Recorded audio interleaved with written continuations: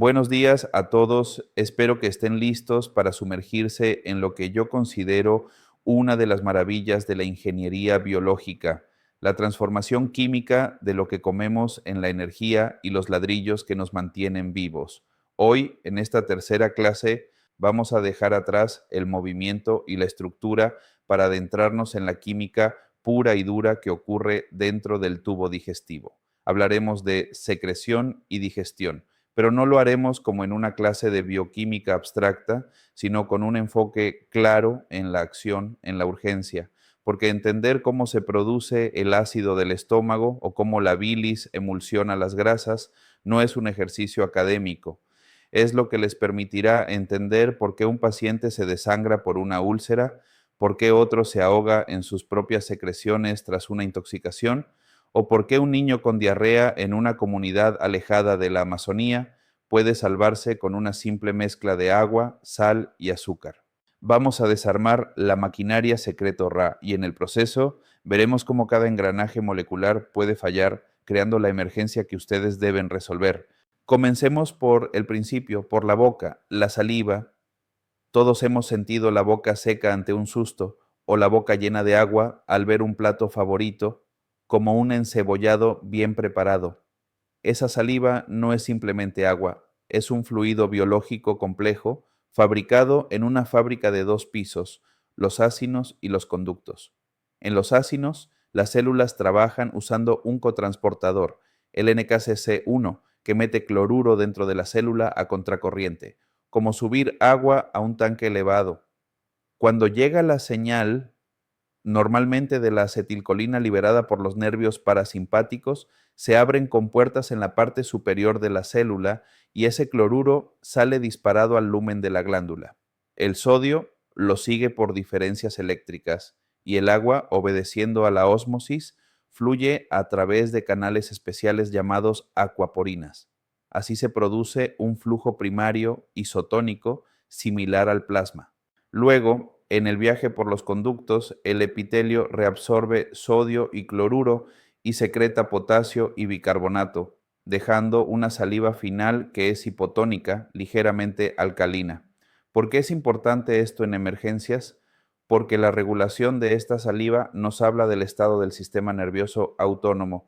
En una intoxicación por organofosforados, un problema tristemente común en las zonas agrícolas de la costa y la Sierra de Ecuador, donde se usan pesticidas sin protección, hay una inhibición masiva de la enzima que degrada la acetilcolina.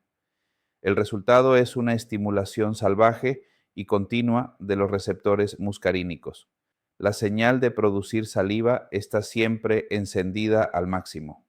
No es solo un poco de baba, es una cialorrea profusa, un chorro continuo de saliva que puede llenar la vía aérea y ahogar al paciente literalmente en tierra firme. Esa saliva es el resultado visible de una tormenta molecular interna y su antídoto, la atropina, funciona precisamente bloqueando esos mismos receptores muscarínicos que están siendo sobreestimulados, ¿no? Secando al paciente y salvando su vía aérea. Entender el mecanismo a nivel celular no es un detalle, es la razón misma de la intervención. De la boca pasamos al estómago, a la cámara de ácido por excelencia. La célula parietal gástrica es una obra maestra de la bioenergética. Es capaz de crear un gradiente de protones de más de 1.000.000 a 1, bajando el pH del lumen hasta 0,8, mientras su interior se mantiene en un pH neutro. ¿Cómo lo logra? Con la bomba de protones, la H más K más AT pasa. Pero esta bomba no está siempre activa en la superficie. En reposo está guardada en pequeñas vesículas dentro de la célula, como herramientas en un almacén. Cuando llega la señal, que puede ser histamina de las células vecinas, gastrina de la sangre o acetilcolina del nervio vago, esas vesículas se fusionan con la membrana apical, desplegando miles de bombas listas para trabajar. Cada bomba intercambia un ion hidrógeno, H+, del interior de la célula por un potasio, K+, del lumen. El hidrógeno viene de la reacción del dióxido de carbono con agua, catalizada por la anhidrasa carbónica que produce ácido carbónico y se disocia en H y bicarbonato, HCO3-. Por cada H que se secreta al estómago, un HCO3- sale a la sangre por el otro lado de la célula. Esto genera la marea alcalina postprandial, un ligero aumento del pH de la sangre venosa que drena el estómago después de comer. Pero en la patología, este mecanismo tiene consecuencias dramáticas. Imaginen a un bebé en la sierra con una estenosis pilórica congénita, donde el píloro no se abre bien. El bebé vomita todo, una y otra vez. Lo que está perdiendo no es solo leche, es ácido clorhídrico puro. Con cada vómito pierde iones H+. El cuerpo, para compensar, retiene ese bicarbonato que antes se producía en igual cantidad. El resultado es una alcalosis metabólica hipoclorémica severa. El bebé llega deshidratado, pero su pH sanguíneo es alcalino, lo que altera la función de múltiples órganos. Entender esta fisiología les dice que la reposición de líquidos en ese niño no puede ser solo con suero glucosado, necesita cloruro, necesita sal para reponer lo perdido y permitir que los riñones excreten el exceso de bicarbonato. Y hablemos de las úlceras sangrantes, una emergencia gastrointestinal clásica. El estómago se protege de su propio ácido con una barrera de moco y bicarbonato. Cuando ese equilibrio se rompe por una infección con Helicobacter pylori, muy prevalente, o por el uso crónico de antiinflamatorios como el diclofenaco, de venta común en nuestras farmacias, el ácido ataca la pared. Si erosiona un vaso sanguíneo, la hemorragia puede ser masiva. ¿Cómo la paramos farmacológicamente?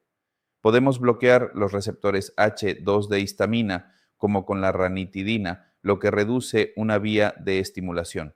Pero la estrategia más potente es atacar la bomba de protones misma, el paso final común, con medicamentos como el omeprazol. Estos inhibidores de la bomba de protones son profármacos que se activan en el ambiente ácido y se unen irreversiblemente a la bomba, desactivándola.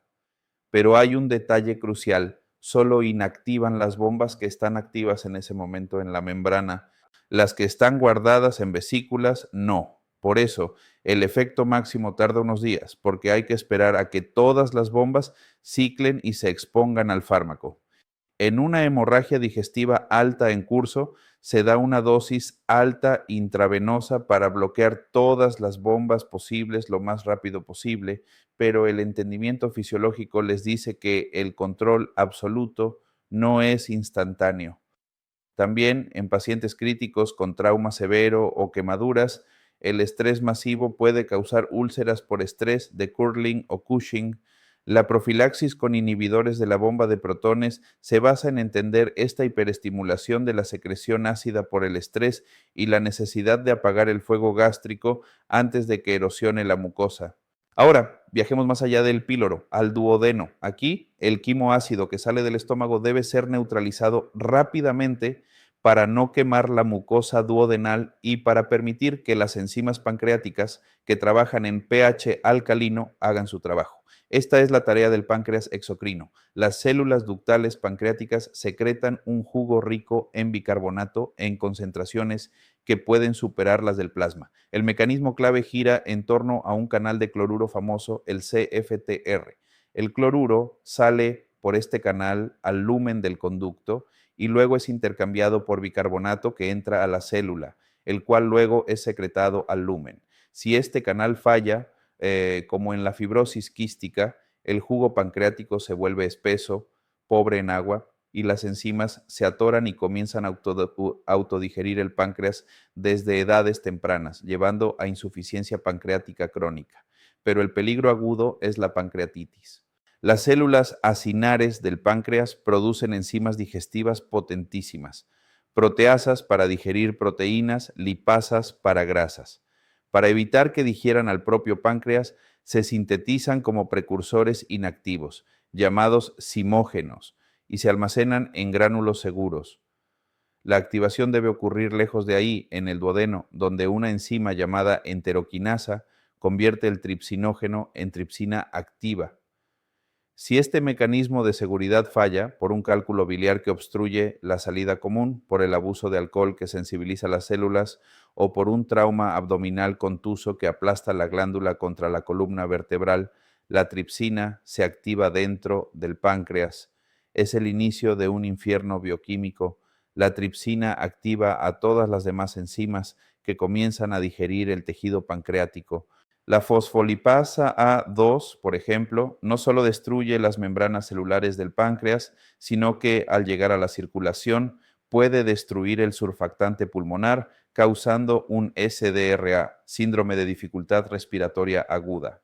Lo que empieza como un dolor abdominal epigástrico feroz, que se irradia a la espalda como un cinturón, rápidamente se convierte en un shock distributivo masivo por la liberación de mediadores inflamatorios y la extravasación de litros de líquido al retroperitoneo y la cavidad abdominal. El paciente no está en shock solo por el dolor, está en shock porque su páncreas se está autodigeriendo y su cuerpo está sufriendo una quemadura química interna. El manejo agresivo con fluidos intravenosos no es solo para la deshidratación, es para combatir este tercer espacio masivo y mantener la perfusión de los órganos vitales. En Ecuador, las causas comunes de pancreatitis son los cálculos biliares y el alcohol, y reconocer la fisiopatología detrás del cuadro clínico es lo que les hará priorizar el transporte y la estabilización de ese paciente como una verdadera emergencia tiempo dependiente. Y no podemos hablar de digestión sin hablar de la bilis, ese detergente biológico producido por el hígado. Los ácidos biliares, derivados del colesterol, tienen una propiedad química maravillosa. Son anfipáticos, con un lado que ama el agua y otro que la rechaza. Cuando se liberan al duodeno tras una comida grasosa, imaginen un plato de fritada, rodean las grandes gotas de grasa y las rompen en millones de pequeñas micelas. Esto aumenta exponencialmente la superficie de contacto para que la lipasa pancreática haga su trabajo. Sin bilis, la grasa no se digiere bien y pasa a las heces, produciendo una diarrea esteatorreica, pálida, brillante y fétida. Pero el cuerpo es ahorrativo. Recicla las sales biliares en un circuito llamado circulación enterohepática. Después de ayudar en la digestión, la mayoría de las sales biliares son reabsorbidas activamente en el íleon terminal, la última parte del intestino delgado, por un transportador específico llamado ASBT.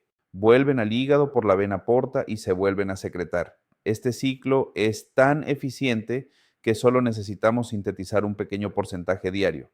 Esto tiene una implicación clínica enorme.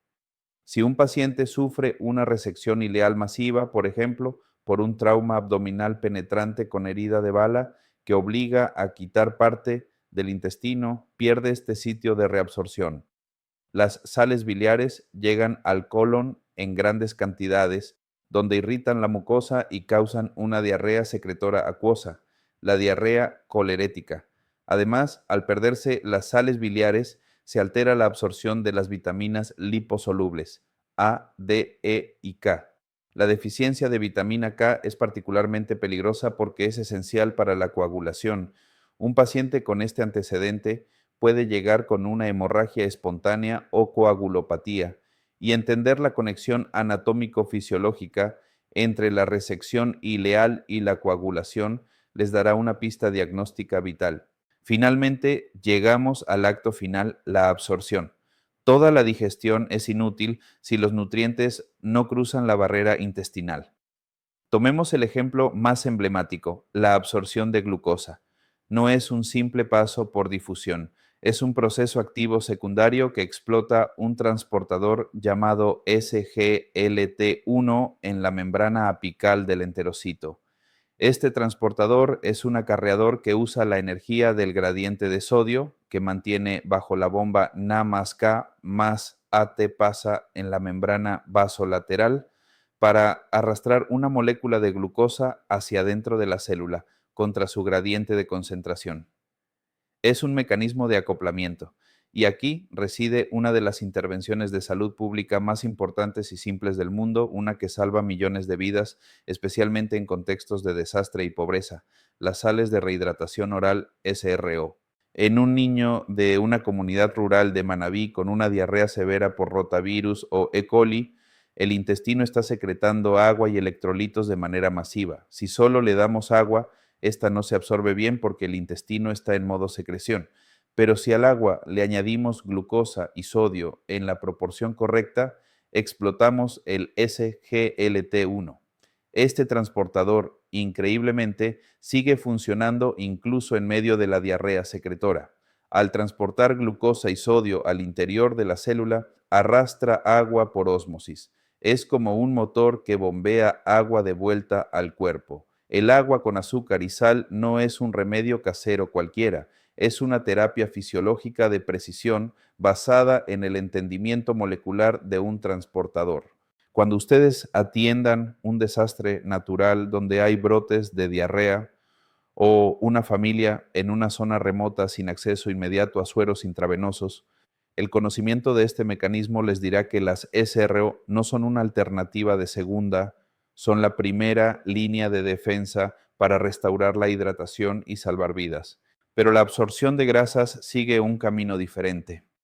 Los productos de la digestión lipídica entran al enterocito y se reensamblan en triglicéridos, que luego se empaquetan con proteínas para formar enormes partículas llamadas kilomicrones.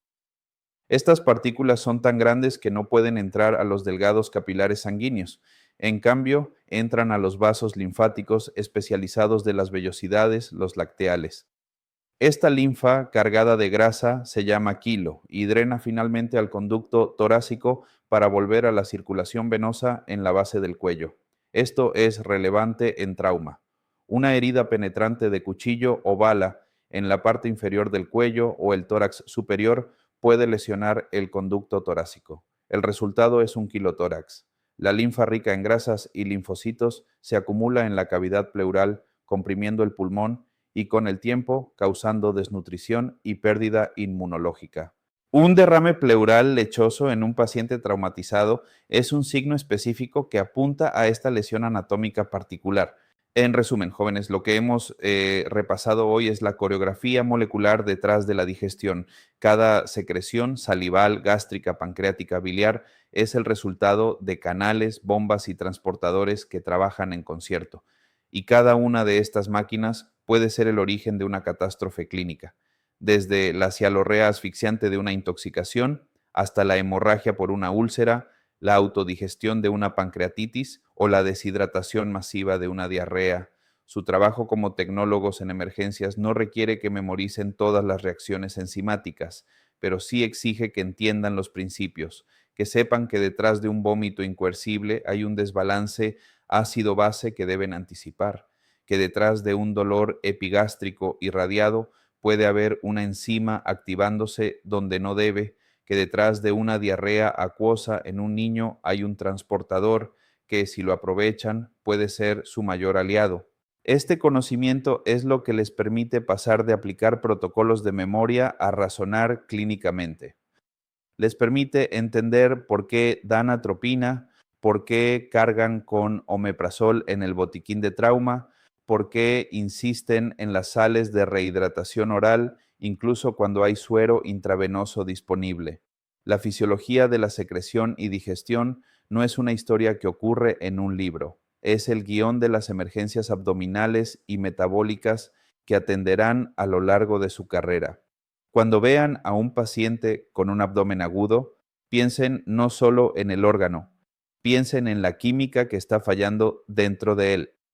Ese nivel de entendimiento es lo que los diferenciará como profesionales.